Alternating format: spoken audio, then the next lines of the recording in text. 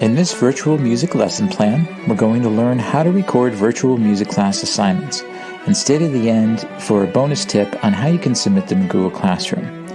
We'll be covering how to get ready, what to use, how to prepare, go over some vocal and instrument tips, learn how to record, and how to submit. Number 1, getting ready. Being ready to record is important. Practice before you start, and if you sing or use air in your instrument, stay hydrated.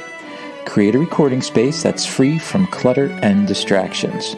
And number 2, what do you use to do these recordings? Just use your phone. It's exactly what you need and it's easy to use. Record with voice memo on iPhones or with voice recorder on Androids. And if you're recording into your computer, check the mic first. If you're using a Chromebook, all you need is the extension for a voice recorder. Now how to prepare. Regardless of your device, test how to start and stop recording. And if you're using Smart Music or Sight Reading Factory, it'll do it automatically. But if you're using a voice memo, you have to learn the buttons. Make a sound check recording and listen to your playback. Now, for vocal and instrument tips, I want to continue on playback. After you listen to it, see if there's anything fuzzy. If there is, move back. For vocals, try not to make mouth sounds while you record. And don't exhale into the microphone, it throws off the levels. For instruments, don't play directly into the microphone, there's no need. It will overpower the recording and become distorted. And if you're using headphones, make sure they're connected and not in the way. It will also be a good idea to test record again so you don't hear what you hear in the recording. Alright, so how do we record?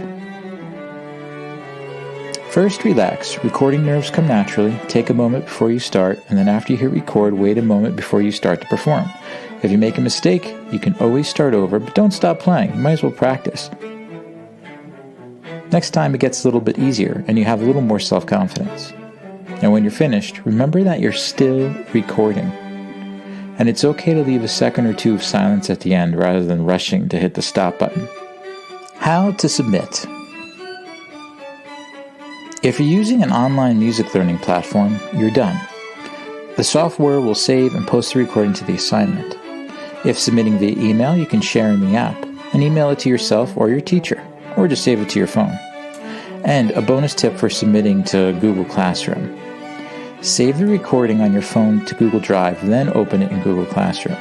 You can easily add any files into Google Classroom directly from Google Drive. Just click the Google Drive icon when you're submitting your assignment. It's just that easy. Now you're a pro. Thanks for watching, and please check out my website for more information.